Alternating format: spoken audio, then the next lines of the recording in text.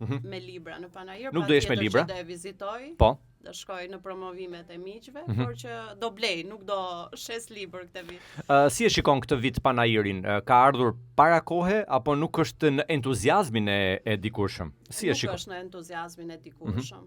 Mendoj që e kanë thjesht për një xhiro. Për një xhiro? Sesa për atë pasionin e madh për të blerë një libër apo nuk e di.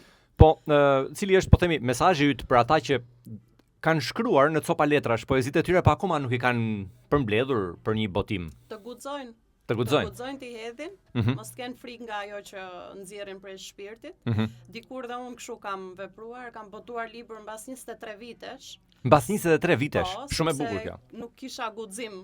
Kisha frikë, thoja si do e presi lexuesi, do më gjykoj. Po libri im i parë ka qenë ajo drita e parë që më dha atë të shkruaj. Pra pas 23 vitesh.